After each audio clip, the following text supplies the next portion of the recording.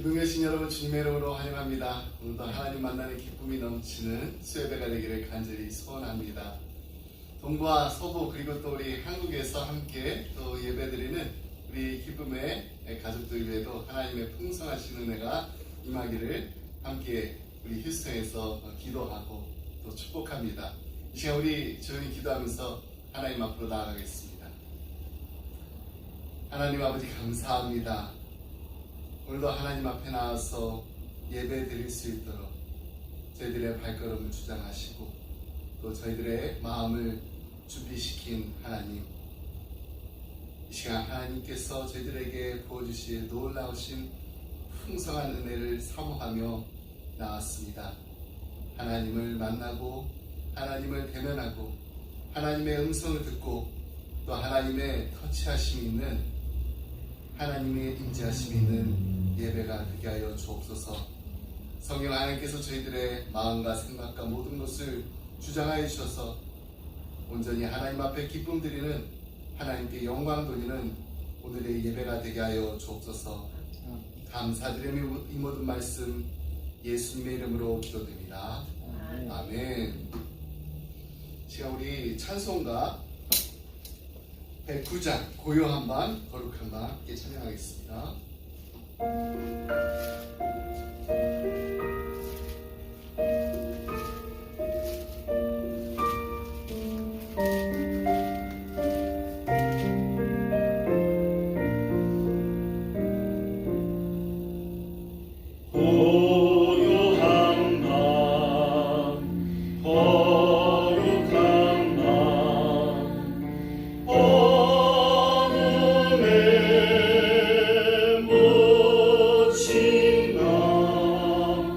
주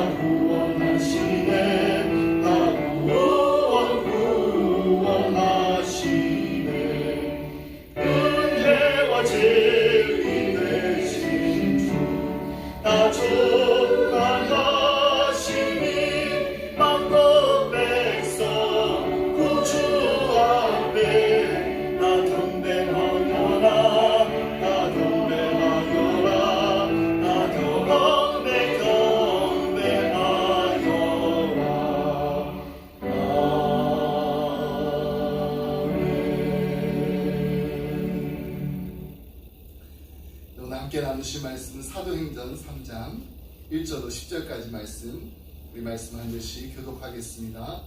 사도행전 3장 1절로 10절 말씀입니다.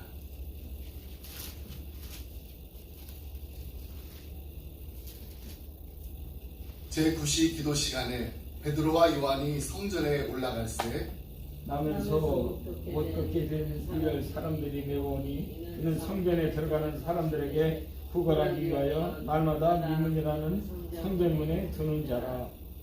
그가 베드로와 요한이 성전에 들어갈 함을 보고 구걸하거늘 베드로가 요한과 더불어 주목하여 이르되 우리를 보라 하니 그가 그들에게서 무엇을 얻을까 하여 바라보거늘 베드로가 이르되 은과 금은 내게 없거니와 내게 있는 이것을 내게 주노니 나사렛 예수 그리스도의 이름으로 일어나 걸으라 하고 오른손을 잡아 일으키니 발과 발목이 곧 힘을 얻고 일어서서 걸으며 그들과 함께 성전으로 들어가면서 걷기도 하고 뛰기도 하며 하나님을 찬송하니 모든 백성이 그 걷는 것과 하나님을 찬송함을 보고 그가 본래 성전 미문에 앉아 구걸하던 사람인 줄 알고 그에게 일어난 일로 인하여 심히 놀랍게 여기며 놀라니라. 아멘.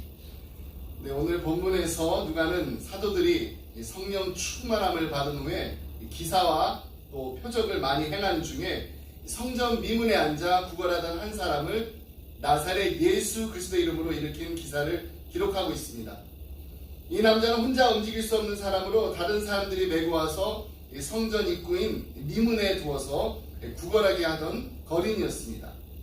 그는 성전 미문을 드나드는 사람들 의지하여서 구걸하기 위해 제자들이 성전에 기도하러 올라가는 그 시간에도 앉아 있었습니다.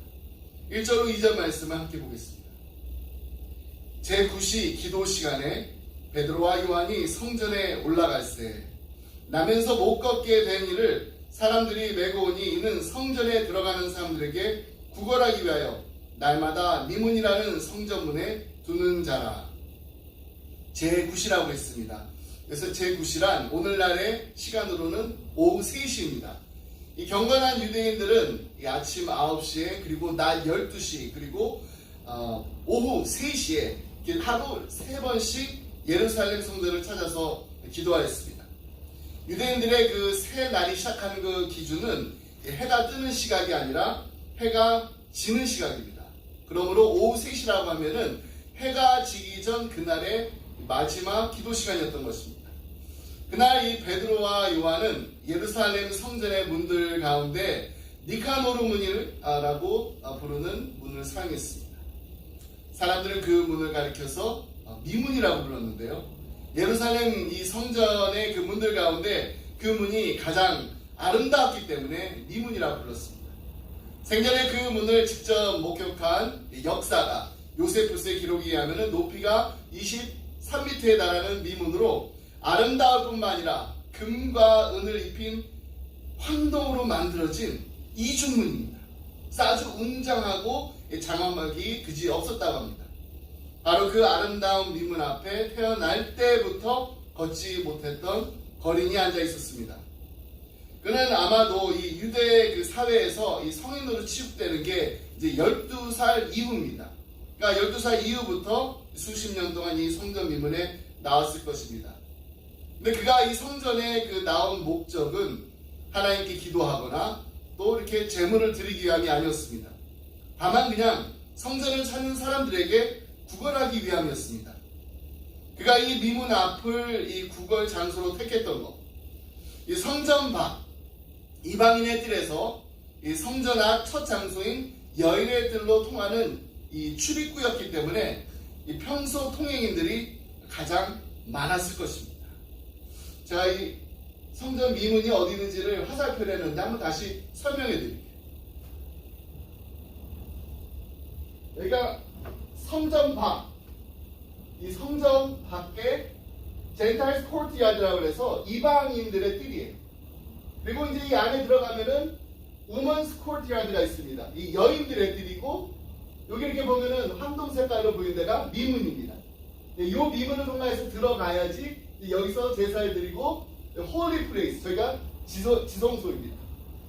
자, 그런데 이 미문 앞에 있었던 이 거리, 우리가 오늘 함께 읽지는 않았지만은 사도행전 4장 22절에 보면은 그의 나이가 40세였음을 밝혀주고 있습니다. 그러니까 어려서부터 그는 이 친구들이 달리고 뛰는 모습을 보면서 얼마나 부러워했을까요? 이 부러운 눈으로 그냥 바라보기만 했을 것입니다. 그러면서 더 그를 이 속상하게 만들었던 이 말들이 있는데 이런 말들이었을 것입니다. 이게 당시에 유대 사람들이 이렇게 믿었어요. 내가 지금 가지고 있는 그 장애는 그런 엄마 뱃속에서 내가 뭔가 이렇게 잘못한 일을 했기 때문에 그로 인해서 천벌을 받는 거야. 아니면은 너희 부모의 죄값을 내가 지금 대신 치르고 있는 걸지도 몰라. 이런 말들을 들었을 때 이런 억울한 그 오명이 유대인이었던 그에게는 계속해서 따라다녔을 것입니다. 그는 장애인이라서 이 다른 유대인 그 남자들이 따뜻하게 이 환영받았던 이 성전 안, 그 뜰 들어갈 수가 없었습니다. 또 남자의 그 정체감에 또 가장 중요한 게 뭔가요? 일자리를 얻을 기회가 그에게는 없었습니다. 그러므로 그가 갑자기 이제 두 발로 일어서게 됐다는 것은 이제 평생 해보지 못했던 일, 그 일부터 시작한다는 건 너무나도 당연한 일이었을 겁니다. 평생 그가 해보던 일이 뭐였을까요? 미문 앞에 있으면서 그 미문을 통해서 지나가는 그 남자들 모습, 나도 저기 한번 들어갔으면 좋을 텐데 혼자 힘으로 들어갈 수가 없잖아요. 태어난 이래 그 40년 동안 성전 미문 앞 이상을 넘어갈 수가 없었는데 어떻게 보면 그에게 있어서 성전은 그냥 그림의 떡에 지나지 않았던 것입니다. 날이면은 성전 미문 앞에 앉아 있으면서도 성전과 미문을 그냥 그림의 떡으로밖에 간주할 수밖에 없었던 그가 겪어야 했던 고통, 또 괴로움, 그리고 번민, 또 외로움 얼마나 컸을까요? 더욱이 그가 이 자리 잡고 있는 곳은 가장 아름다운 미문 앞이었습니다. 이것이 그의 비참함과 불쌍함을 더욱 두드러지게 보이게 합니다. 문은 정말 아름다운 미문인데 그의 앞에 있는 자신의 처지는 얼마나 불쌍합니까? 처량합니까? 근데 오늘 8절 말씀 보니까 이 불쌍한 남자의 인생에 대반전이 일어났음을 증언해주고 있습니다. 8절 말씀 함께 보겠습니다. 뛰어서서 걸으며 그들과 함께 성전으로 들어가면서 걷기도 하고 뛰기도 하며 하나님을 찬송하니. 누가는요 성전으로 들어가면서 라는 말에 세 개의 동사를 병렬하고 있습니다. 걷기도 하고 뛰기도 하며, 근데 거기서 그치는 것이 아니라 하나님을 찬송했습니다. 여기서 이 뛰기도라고 이 번역한 헬라어는요 막 송아지가 그 고삐가 막 풀린 채 막 이리저리 막 뛰어다니는 그런 모습을 나타낼 때 사용되는 말입니다. 그러니까 지금 이 사람이 그냥 들어서 그냥 걸어서 이렇게 들어가는 게 아니라 펄쩍펄쩍 이 뛰면서 성전에 들어갔다는 것입니다. 사람들이 보면 얼마나 놀랐을까요? 방금 전까지만 해도, 오늘 아침까지만 해도 기도하러 들어갔을 때 그냥 막 구걸하고 있었던 그 거인이 뛰고 있습니다. 근데 거기서 그치는 것이 아니라 그는 하나님을 찬송했습니다. 수십 년 동안 매일 성전 앞에 있었지만은 그가 한 일은 그저 그냥 성전문 밖에서 구걸하는 일이었습니다. 그러나 이제는 그가 달라졌습니다. 이전에 구걸하던 삶이 아니라 하나님을 예배하고 찬미하는 자로 변화된 것입니다. 그리하여서 모든 백성, 즉 기도하러 온 모든 사람의 주목을 끌었습니다. 그들은 이 성전 앞에서 붙박이처럼 그냥 앉아만 있었던 그 이 남자 즉시 알아봤습니다. 나 그 사람 아는데, 나 저 사람 아는데. 그만큼 그는 모두가 알던 거린이었습니다. 누가에 따르면 그들은 심히 놀랍게 여기며 놀랐다고 기록하고 있습니다. 심히 놀랍게 여기며 놀랐다는 거예요. 다시 말하면요, 어안이 벙벙했다는 거예요. 도대체 무슨 일이 일어난 거지? 대체 태어날 때부터 걷지 못했던 이 남자에게 어떻게 이런 극적인 대반전이 일어날 수 있었을까요? 우리는요 이미 이 이야기를 너무나도 잘 알고 있기 때문에 어떤 일이 일어나는지 쉽게 대답할 수 있습니다. 우리 주일학교 학생들도 노래를 알잖아요. 한국에서 이렇게 불렀던 그는 걸었네, 뛰었네, 찬양했네.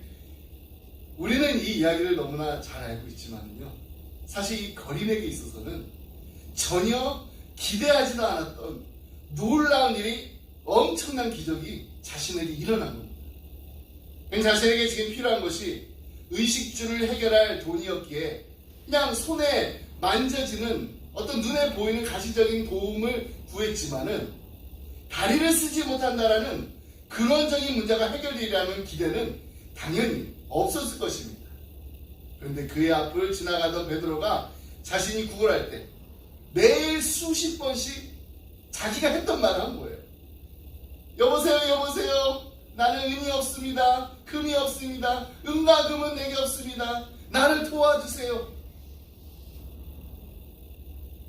만약에 베드로가 똑같이 이 거린에게 나도 은이 없습니다. 나도 금이 없습니다. 은과 금은 내게 없거니와 이렇게 말하고서 그냥 지나갔다라면 이게 얼마나 매정한 말일까요? 차라리 그냥 아무 말도 하지 말고 그냥 지나갔으면 되는데, 근데 베드로가 이렇게 말합니다. 4절로 6절 말씀입니다. 베드로가 요한과 더불어 주목하여 이르되 우리를 보라 하니 그가 그들에게서 무엇을 얻을까 하여 바라보거늘 베드로가 이르되 은과 금은 내게 없거니와 내게 있는 이것을 내게 주노니 나사렛 예수 그리스도의 이름으로 일어나 걸으라 하고, 미문과 성전이 그냥 그림의 떡이었을 뿐인 이 남자가 이제 자기 발로 미문을 통과하여서 성전 안으로 뛰어갈 수 있었던 것은 베드로가 예수 그리스도의 이름으로 그를 치유해 주었기 때문입니다.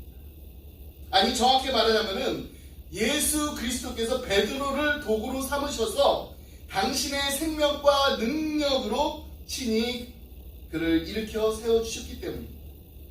따라서 이 남자가 미문을 지나서 성전 안으로 들어갔다는 것은 단순히 그가 그냥 미문과 성전이라는 건축물을 그냥 통과했다라는 말이 아닙니다. 이것은요, 예수 그리스도 안에서 그의 인생의 길에 아름다운 미문이 새로 활짝 열렸다는 것을 보여주는 것입니다. 그의 인생 자체가 거룩한 성전으로 회복되었음을 의미하는 것입니다. 이 얼마나 놀라운 축복인가요? 이것이 바로 교회가 세상에 주어야 할 가장 소중한 것입니다. 그것은 바로 예수 그리스도의 이름입니다. 은과 금은 내게 없거니와 내게 있는 이것을 내게 주노니 나사렛 예수 그리스도의 이름으로 일어나 걸으라. 우리 이 베드로의 선언 앞에서 심각하게 한번 생각해 봐야 합니다. 진지하게 우리 자신에게 되물어야 합니다. 은과 금이 큽니까? 아니면 예수의 이름이 큽니까? 은과 금이 우리에게 정말 소중합니까? 아니면 예수 그리스도의 이름이 그보다 더 소중합니까? 교회가 세상을 향해 주어야 하는 것이 은과 금입니까? 아니면은 예수 그리스도의 이름입니까? 중세한 교황이 이 사제들을 모아놓고 아주 흡족하게 이렇게 말했다 합니다. 우리 이제 교회 창고를 보니까 이 재정이 넘쳐납니다. 사도들이 예전에 은과 금은 내게 없거냐 이 말하던 시대는 다 지나갔습니다. 그자 곁에 있던 이 중세의 아주 유명한 철학자요 신학자였던 토마스 아퀴나스가 이렇게 말했답니다. 그렇습니다. 하지만 예수 그리스도의 이름으로 명령하는 시대도 끝났습니다.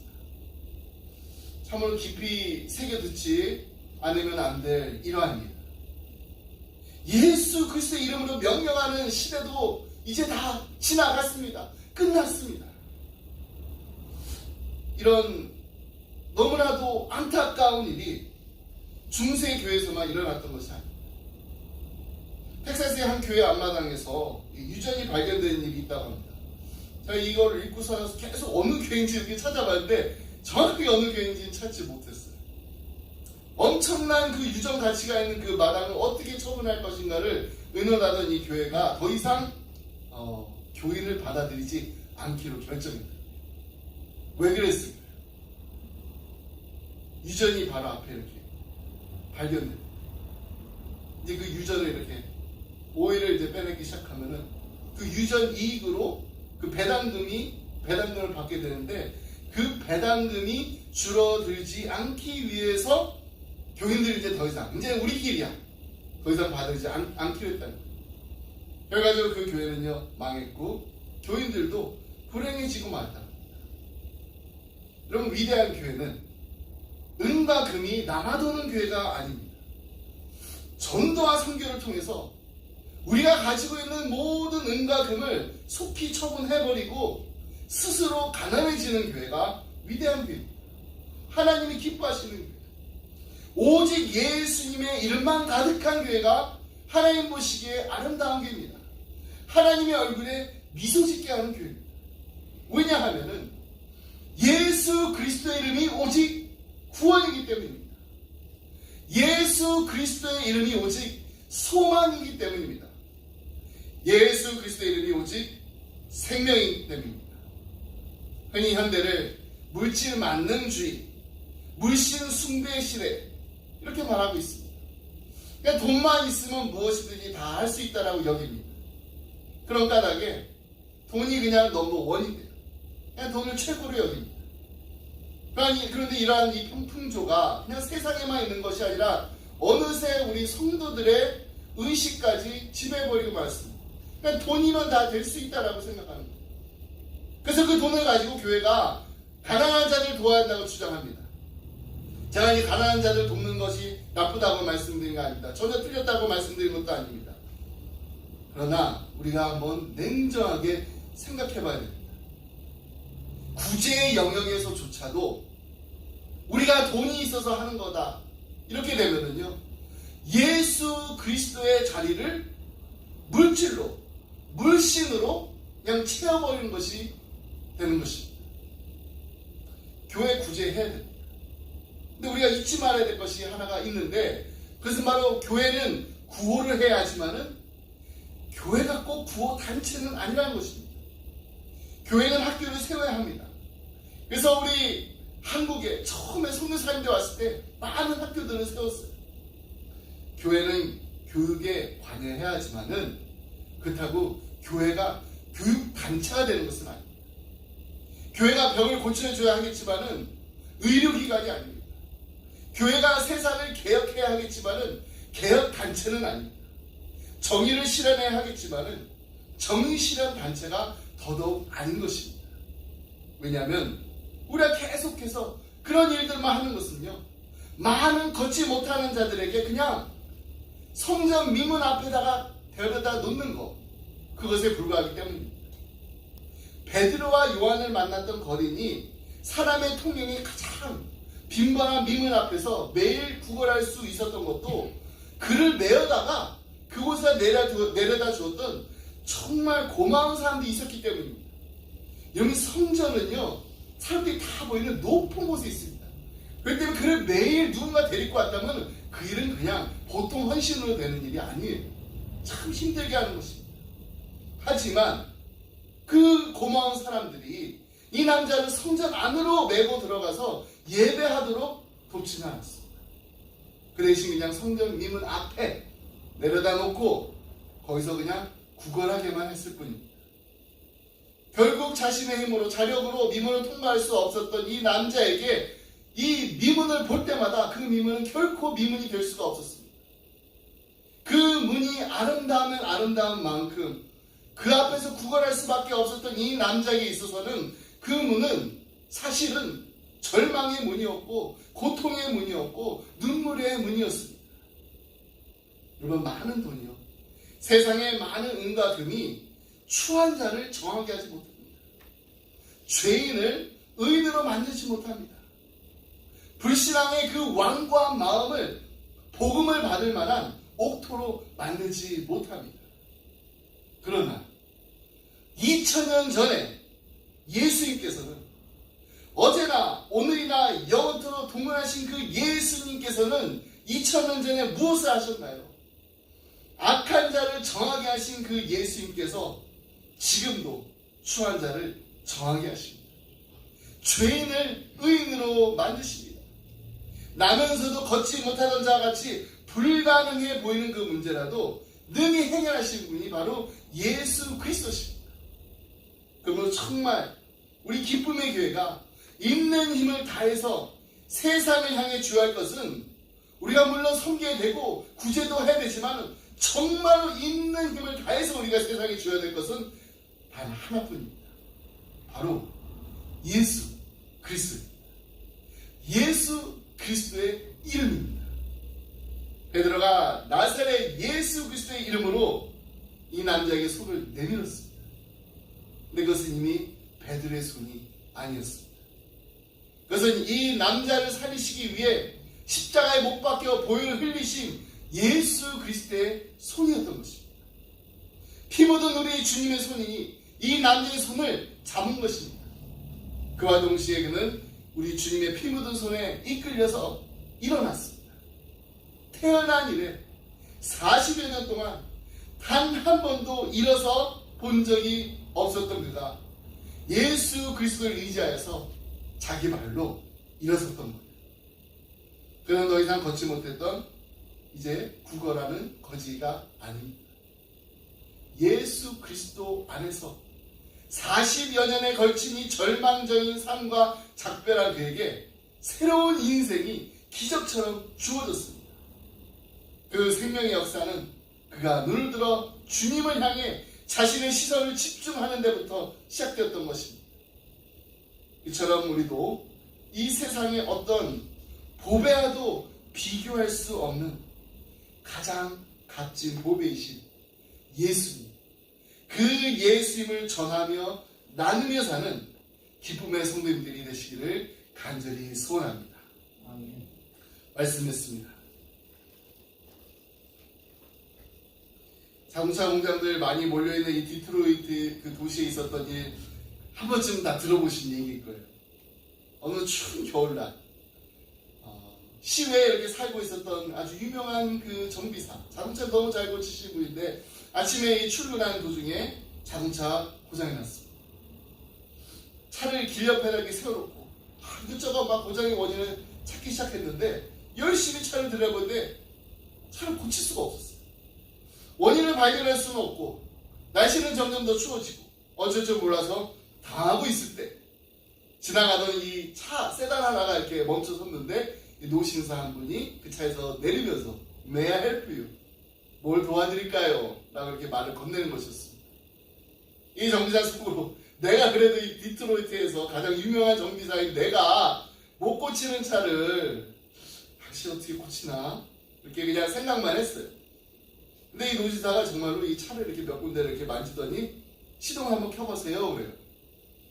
이 정비사가 별 기대감 없이 자동차를 시동을 켰는데 깜짝 놀라고 말았습니다. 시동이 그냥 쉽게 걸린 거예요. 제가 아무리 찾아도 원인을 몰랐는데 도대체 이 노신사가 누군가, 나도 고칠 수 없는 차 이렇게 손쉽게 고치는 사람이 누군가 궁금했는데 그에게 이 노신사가 이 명함 한 장 주고 떠났다고 합니다. 근데 그 명함에 아주 놀랍게도 어떤 이름이 써 있었을까요? 네, 헨리 포드라고 적혀 있었습니다. 바로 그가 그 자동차를 만든 사람이었던 거예요. 여러분, 포드 자동차를 만든 사람이 그거 하나 못 고치겠습니다. 우리 주님께서도요 이와 같은 똑같은 말씀을 얘기하십니다. 내가 곧 이 세상에 하나밖에 없는 길, 하나밖에 없는 진리요, 하나밖에 없는 생명이니 나로 말미암지 않고는 아버지께로 올 자가 아무도 없느니라. 우리 주님께서 이 땅에 오셔서 선포하신 말씀이 무엇인가요? 우리 인생의 모든 문제의 열쇠는 오직 예수 그리스도 한 분밖에 없다라고 하십니다. 여러분, 우리가 세상에 무엇을 줄 수가 있을까요? 어떻게 하면 세상을 구원할 수 있을까요? 어떻게 하면 우리의 인생을 올바로 정리정돈을 좀 잘하면서 살 수 있을까요? 절망 가운데 빠져있는 인생들을 보면서 이들이 어떻게 하면 소망을 가지고 다시금 회복할 수 있도록 우리가 도울 수 있을까요? 해답은 하나입니다. 우리가 예수 그리스도를 잘 믿는 것입니다. 그리고 우리의 이웃들에게도 예수 그리스도를 나누는 것입니다. 6절 말씀 우리 다 같이 함께 큰 소리로 읽도록 하겠습니다. 6절 말씀 준비되셨나요? 예. 시작. 베드로가 이르되 은과 금은 내게 없거니와 내게 있는 이것을 내게 주노니 나사렛 예수 그리스도의 이름으로 일어나 걸으라 하고. 아멘. 아멘. 베드로는 분명히 말합니다. 내게 없는 거 주는 게 아니라 내게 있는 것을 주겠다. 그리고 그것은 바로 예수 그리스도. 예수 그리스도의 이름이라. 여러분, 예수 그리스도는 능력의 주님이십니다. 권능의 주님이십니다. 치료의 주님이십니다. 우리의 죄를 말끔히 제하시는 분이십니다. 죄악의 종로로 다른 자에게 자유를 주시는 분이 바로 예수 그리스도이십니다. 모든 이름 위에 뛰어난 이름을 가지신 분이 바로 예수 그리스도이십니다. 능력의 이름이 되신 예수, 치유의 이름이 되신 예수, 이 놀랍고 아름다운 이름을 소유하는 우리 모두가 되기를 바랍니다. 네, 거기서만 그치는 것이 아니라 이제 내게 있는 이 놀랍고 아름다운 이름을 세상에 전하며 알리며 나누는 우리 기쁨의 교회, 그리고 기쁨의 가정들이 다 되시길 주님의 이름으로 축복합니다. 기도하겠습니다. 하나님 아버지, 감사합니다. 하나밖에 없는 독생자 예수 그리스도를 아낌없이 십자가에 내어주실 만큼 우리를 사랑하시는 그 크신 하나님 아버지의 사랑에 감사드립니다. 우리 인생의 모든 것을 주관하시고 날마다 우리에게 생명을 주시는 하나님이 우리의 모든 형편을 아시고 필요한 모든 것을 때때로 채워주실 줄 믿습니다. 인생을 살다 보면 고달프고 어려움과 역경에 빠져서 나는 아무것도 할 수 없구나 하면서 다 포기하고 싶을 때 우리 주님께서 내밀어 주신 그 손을 붙잡고 다시금 일어나게 하여 주옵소서. 우리는 주님과 이처럼 동행하는 기쁨을 누리며 살고 있는데 우리 주변에 아직 주님을 알지 못하고 주님을 만나지 못한 이들이 참 많이 있습니다. 이들을 향하여서 세상에 줄 수 있는 은과 금은 나에게는 없지만 우리에게 있는 것, 하지만 세상에서는 결코 줄 수 없는 것을 나누길 원합니다. 예수님의 이름으로 이들을 위하여 기도하고 예수님의 이름으로 이들을 위로하며 예수님의 이름으로 이들에게 주님의 사랑의 따뜻한 손길을 내밀게 하여 주옵소서. 그래서 세상에서는 줄 수 없고 세상에서는 알 수 없는 참 평안과 기쁨이 우리의 사랑하는 이웃들의 마음에 임하여서 하나님을 찬양하며 경배하며 예배자들로 살게 되는 놀라운 축복을 이들에게 허락하여 주옵소서. 하나님, 우리의 사랑하는 자녀들을 위해서 기도합니다. 우리 사랑하는 자녀들이 모든 이름 위에 뛰어난 이름을 가지신 예수님을 만나 예수님을 증거하며 예수님의 사랑을 나누는 예수님의 참 제자들이 다 되게 하여 주옵소서.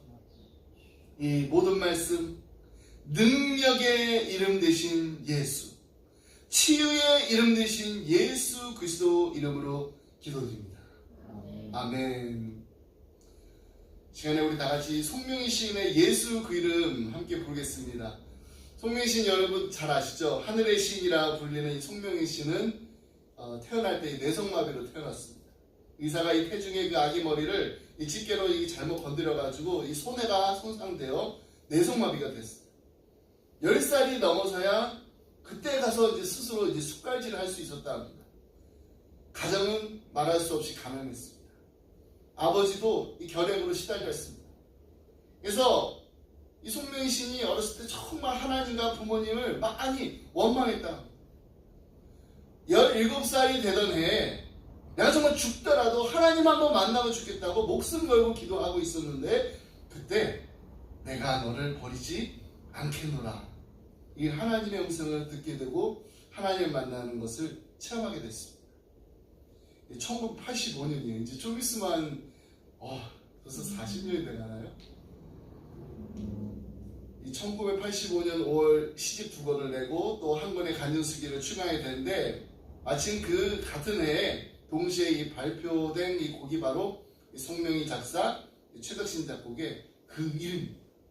여러분이 찬양 한번 들어보셨을 거예요. 예수 그 이름 나는 말할 수 없는, 그 이름 속에 있는 비밀을, 그 이름 속에 있는 사랑을, 그 사랑을 말할 수 없어서 그 풍부한 표현 못해서 비밀이 되었다. 너무나 엄청나고 풍부한 사랑이어가지고, 풍성한 사랑이어서 그래서 표현을 다 할 수 없어가지고 비밀이 되었다는 이 아름다운 찬양, 이 아름다운 이름을 우리 함께 불러가면서 찬양하겠습니다.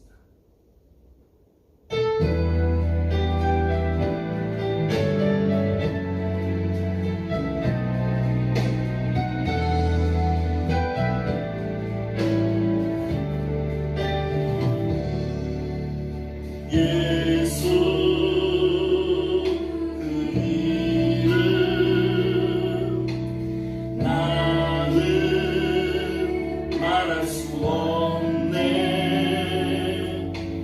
그 이름 속에 있는 비밀, 그 이름 속에 있는 사랑을, 그 사랑을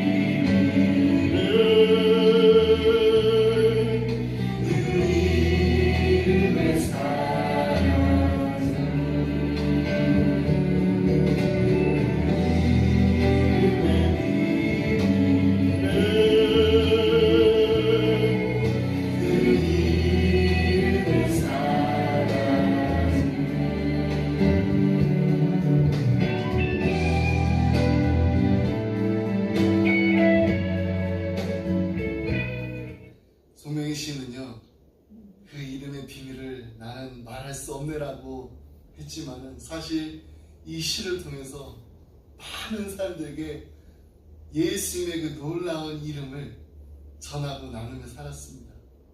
많은 사람들이 그 정말 힘들고 어려운 삶을 보면서도 예수님의 사랑에 이렇게 감사하는 그 찬양을, 그 시를 지는 것을 보면서 얼마나 많이 은혜 받고 도전받은지 모릅니다. 우리의 삶에서도 정말로 이 예수님의 이름, 우리의 마음속에 있는 정말 이 소중한 이름, 아름다운 이름, 말할 수 없는 정말 은혜를 받은 우리가 이제 날마다 예수 그 이름 나는 말할 수 있네. 나는 정말 세상을 향해서 이 이름을 전하며 살겠습니다. 다짐하는 우리 모두가 되기를 간절히 소원합니다. 기도하겠습니다. 이제 우리 주 예수 그리스도의 은혜와 하나님 아버지의 그 크신 사랑과 성령님의 감동 감화 교통하심, 하나님 하나밖에 독생자 예수 그리스도를 우리에게 보내주신 그 크신 하나님 아버지의 사랑에 감사드립니다. 하나님, 우리에게 주신 이 소중한 선물을 감사한 마음으로 우리의 마음에 간직하며 이제 우리의 입술을 열어 우리의 손을 펴서 그리스도의 사랑을, 그리스도의 복음을 담대히 전하며 따뜻하게 나누는 예수님의 산 증인으로서 이 땅을 살게 하여 주옵소서. 오직 예수 그리스도의 이름 위로하고 기도하고 함께 손을 붙잡고 일으켜 줄 수 있는 예수님의 사랑의 사도들이 되기를 원합니다. 간절한 마음으로 기도하며 결단하며 다짐하며 이 자리를 떠나는 사랑하는 성도님들과 가정과 생업이 그리고 주님의 몸된 교회 위에 이제부터 영원토록 함께 하시길 간절히 축원하옵나이다. 아멘.